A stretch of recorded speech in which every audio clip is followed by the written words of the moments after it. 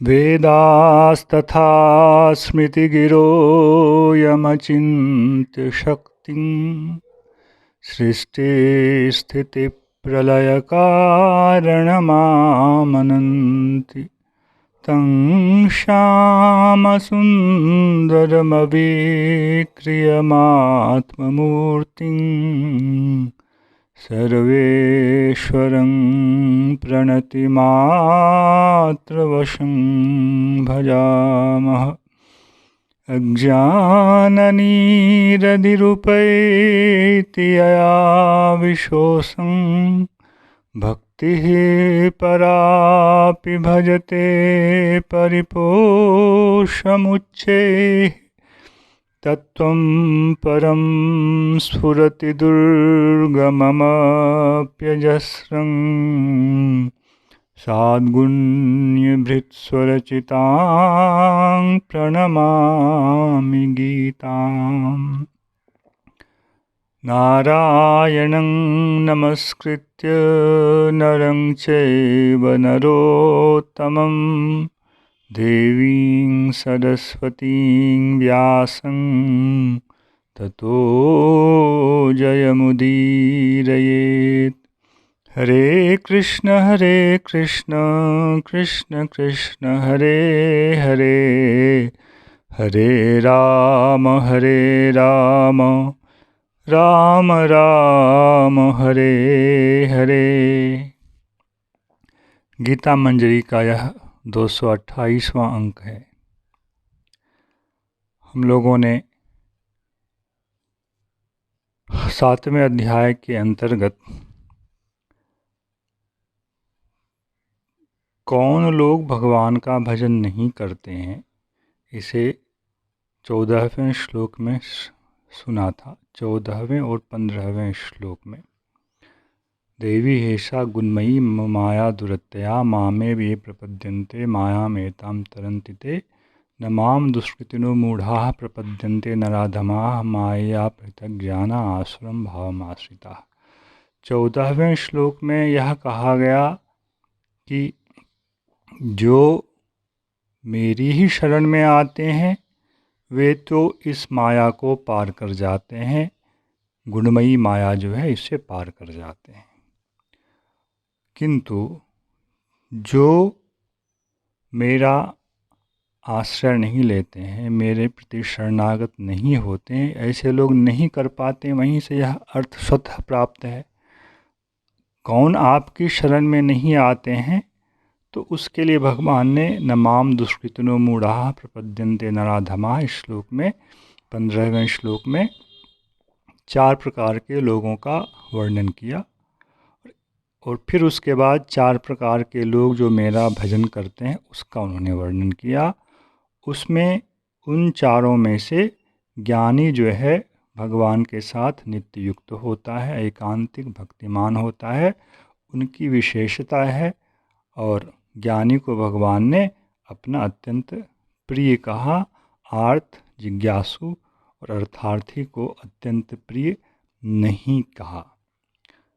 सबको ही उदार मानने पर भी ज्ञानी को उन्होंने अत्यंत प्रिय, आत्मा के समान प्रिय उन्होंने माना, क्योंकि वह ज्ञानी भगवान को ही, श्री कृष्ण को ही उत्तमा गति मानकर चलता है।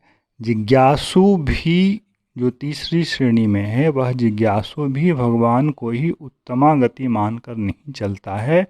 उसका लक्ष्य जो है वह मोक्ष होता है। अब 19वें श्लोक में भगवान यह कह रहे हैं, क्यों उनको उदार कहा। जो भगवान की शरण में नहीं आते हैं उनको तो भगवान ने उदार नहीं कहा, अच्छा नहीं कहा, किंतु आर्त जिज्ञासु और अर्थार्थी को भी जो भगवान ने उदार कहा, उन्हें क्या प्राप्त होता है। एक तो उनकी जो इच्छा है, अभिलाषा है, वह तो प्राप्त उन्हें होती है। इसके अतिरिक्त क्या विशेषता है जिसके कारण उन्हें उदार कहा गया, अच्छा कहा गया, उसको भगवान यहाँ कह रहे हैं। बहूनां जन्मनामन्ते ज्ञानवान् मां प्रपद्यते वासुदेवः सर्वम् इति स महात्मा सुदुर्लभः। ऐसे तो भगवान यहाँ महात्मा की ही दुर्लभता बता रहे हैं, महिमा उनकी ही कह रहे हैं। और ऐसा महात्मा होना बहुत ही दुर्लभ है।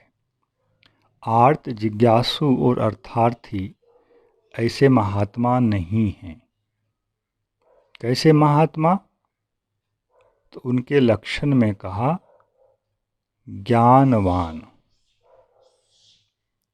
और यह अध्याय क्योंकि ज्ञान और विज्ञान के लिए ही आरंभ हुआ है, और ज्ञान और विज्ञान का वर्णन दास ने पीछे किया है। जितने भी पदार्थ हैं सभी भगवान की शक्ति के ही विलास हैं, उस सब में भगवान अनुगत हैं, यह ज्ञान है।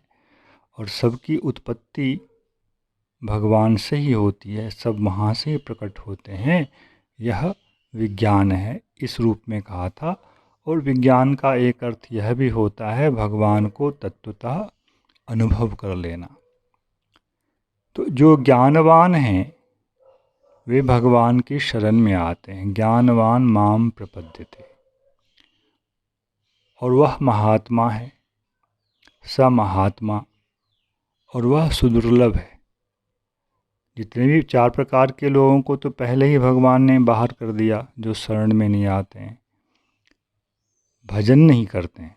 भजन करना और शरण में आना थोड़ा यहाँ अंतर भगवान ने रखा है। 4 प्रकार के लोग भजन तो करते हैं, किंतु उसमें शरणागति का भी थोड़ा भाव है, किंतु वह उत्तम इसलिए नहीं है कि उन्होंने भगवान को ही उत्तमा गति नहीं माना है।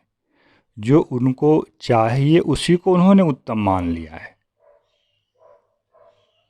इसलिए उनको अच्छा कहने पर भी बहुत उत्तम नहीं माना है, महात्मा नहीं माना है भगवान ने।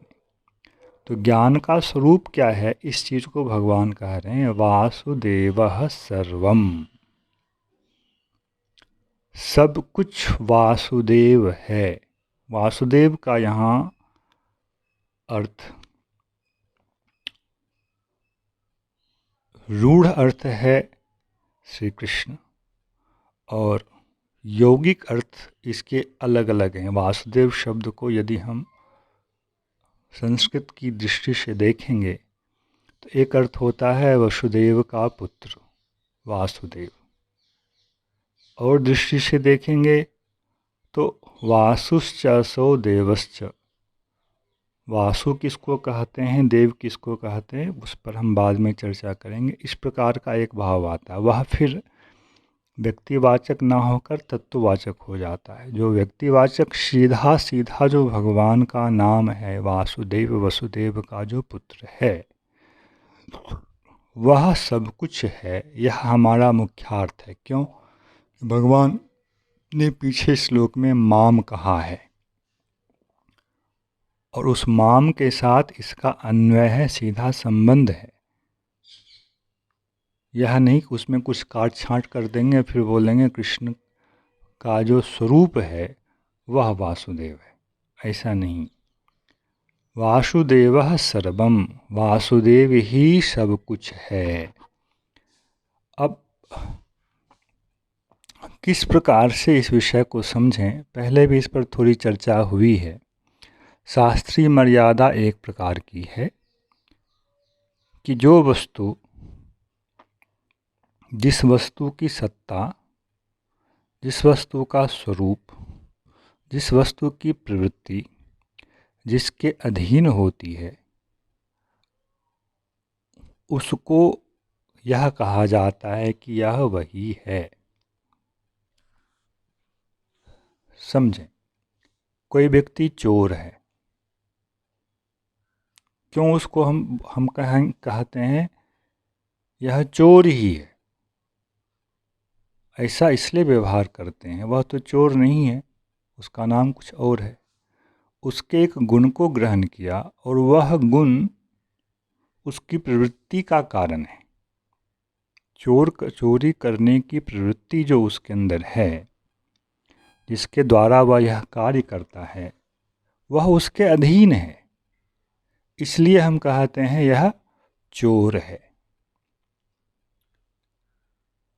कोई राजा का व्यक्ति है, वह जब आपके समीप आता है तो आप क्या कहते हैं? राजा का प्रतिनिधि भी हो तो आप यही कहते हैं, जानते हुए भी कि यह राजा नहीं है, हम कहते हैं इस रूप में राजा ही हमारे पास आए। क्यों? वहाँ से उनका एक संबंध है, उसके अधीन उनकी स्थिति है। इस तरह के कई भाव हैं जिसके कारण एक व्यक्ति एक वस्तु को तद्रूप कहा जाता है। किंतु यहाँ जितने भी कारण इस तरह के हो सकते हैं, वे सारे कारण जो हैं भगवान वासुदेव में हैं। भगवान वासुदेव के कारण ही समस्त पदार्थों के स्वरूप की संभावना है, उसके अधीन ही उसकी स्थिति है। वह जो वर्तमान है, उसकी वर्तमानता भी उनके ही अधीन है। वह जिस प्रकार से अपने स्वभाव का प्रदर्शन कर रहा है, जल यदि जल का प्रदर्शन कर रहा है, जलत्व का प्रदर्शन कर रहा है, जो उसका स्वभाव है, तृप्ति को बुझाना उसका स्वभाव है, यह जो जल की प्रवृत्ति है, यह भी भगवान के ही अधीन है। इस प्रकार से जिसका स्वरूप, जिसकी स्थिति, जिसकी प्रवृत्ति जिसके अधीन होती है, उसको यही कहा जाता है, वही है। पर इस सब के पीछे भी जो मूल कारण है वह यह है कि इस चीज़ के लिए जो शक्ति की आवश्यकता है, वह शक्ति ही भगवान की है। उस शक्ति के द्वारा ही उसका स्वरूप है, उस शक्ति के द्वारा ही उसकी स्थिति है, उस शक्ति के द्वारा ही उसकी प्रवृत्ति है। जड़ होने पर भी फिर उसकी प्रवृत्ति के लिए जो एक अन्य शक्ति की आवश्यकता है, वह भी भगवान की है। तो इस प्रकार से सभी वस्तुएं भगवान से ही हैं, भगवान पर ही हैं। इसको भगवान ने सात में कहा, 7:6 में, एतद् योनि भूतानि सर्वाण्युपधारया अहम कृष्णस्य जगतः प्रभवः प्रलयस्तथा। यहाँ भगवान ने अपने आप को इस जगत का उपादान कारण कहा, और जो कुछ भी है उसको पहले ही भगवान ने अपनी प्रकृति के रूप में कहा है। इसलिए हर वस्तु जो है वह तत्त प्रकृतिमत ब्रह्म है, भगवान है। इस रूप में यदि हम दर्शन करेंगे तो हमारा सम्यक दर्शन होगा। उसी को यहाँ कहा गया है वासुदेवः सर्वम। यदि हमने जल को देखा तो जल एक प्रकार की शक्ति है, यह मानी, उसमें एक तृप्ति देने की, आग को, अनेक प्रकार के गुण हैं। वे गुण उनकी शक्तियाँ हैं, उसकी शक्तियाँ हैं। पर इन सब शक्तियों का जो शक्तिमान है, अंत में अभी हमें जल लगता है कि यह शक्तिमान है, शक्तिमत है, किंतु नहीं। अंतिम शक्तिमत की जब बात होगी तो वे श्री कृष्ण हैं।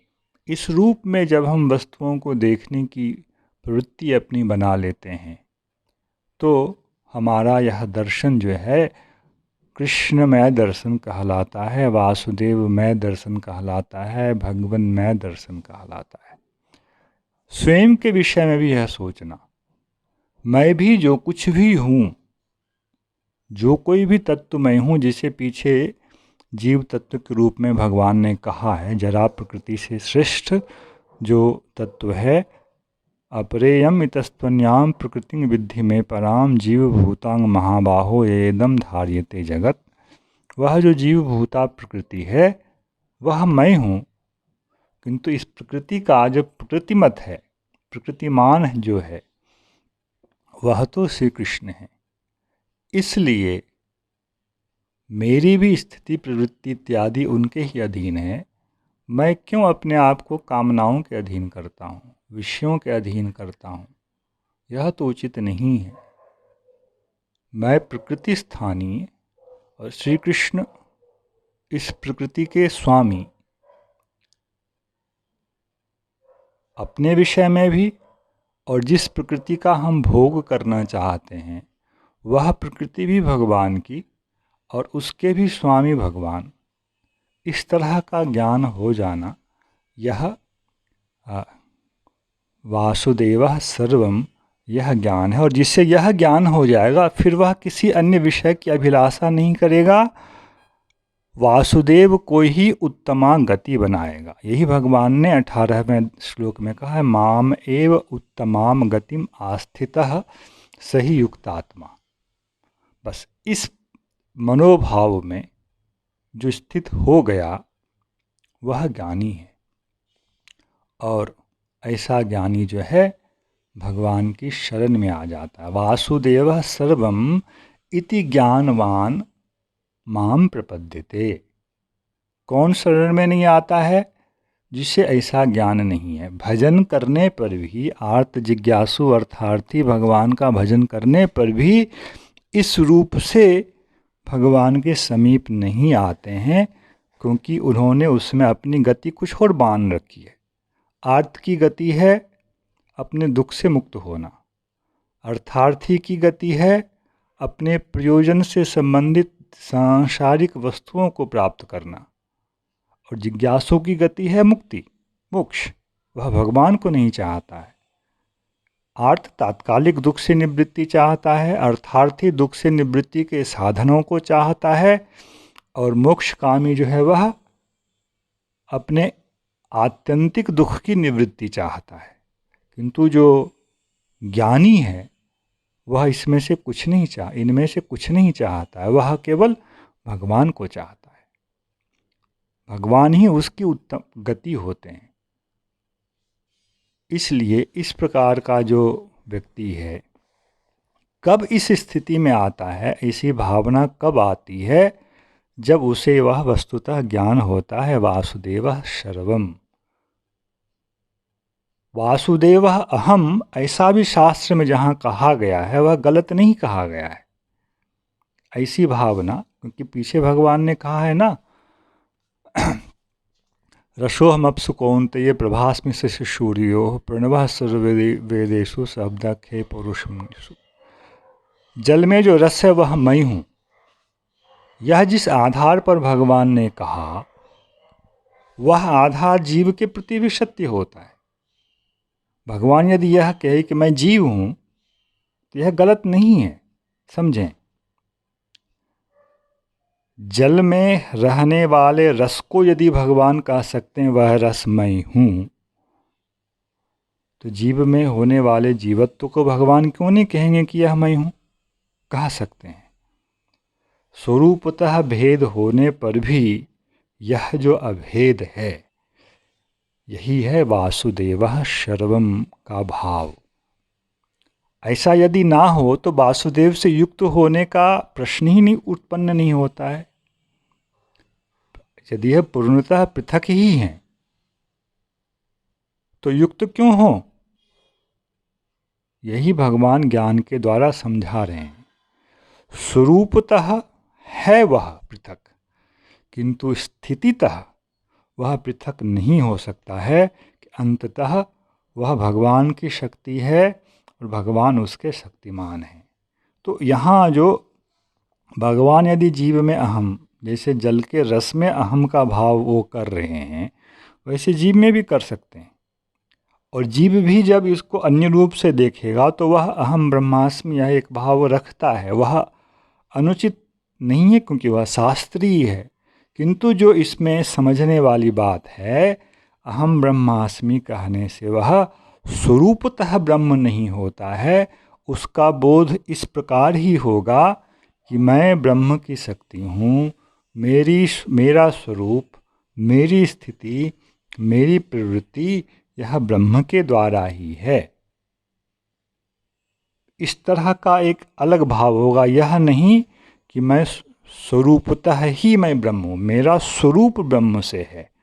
जिस प्रकार जल का रस स्वरूपतः ब्रह्म नहीं है किंतु वहाँ ब्रह्म की भावना है, वैसे ही जीव स्वरूपतः ब्रह्म नहीं होने पर भी अहम ब्रह्मास्मि का जो भाव रखता है उसके अंतर्गत मेरा स्वरूप भगवान से है, ब्रह्म से है, परम ब्रह्म से है, मेरी स्थिति उनसे है और मेरी प्रवृत्ति उनसे है। इसलिए इन कारणों से ही मुझे ब्रह्म से योग युक्त होना है। ये कारण यदि ना हो तो योग युक्त होने की का जो सिद्धांत है वह सिद्धांत स्थिर नहीं हो सकता है। इसलिए इस सिद्धांत को समझ करके मैं शक्ति अपने शक्तिमान के प्रति ही समर्पित रहूं, वे ही मेरी उत्तमा गति हो, ऐसा जान करके वह शरण में आता। पर कब? बहूनाम जन्मनाम अन्ते। आर्त जिज्ञासु अर्थार्थी ये भी आते हैं, यह भगवान के भजन का एक फल है। भगवान उसे अंत में धीरे धीरे बहुत जन्मों के बाद वह इस दशा में पहुँचेगा भगवान की कृपा के कारण, जब वह वासुदेव सर्वम इस भाव में प्रतिष्ठित हो जाएगा और वह तब योग युक्त हो जाएगा और वह फिर सामान्य आत्मा नहीं होकर रहकर महात्मा हो जाएगा। और ऐसा व्यक्ति जो है वह अत्यंत दुर्लभ होता है। इसे भगवान ने इस श्लोक में सिद्ध किया। जय श्री कृष्ण। हरे कृष्ण कृष्ण कृष्ण हरे हरे, हरे राम राम राम हरे हरे।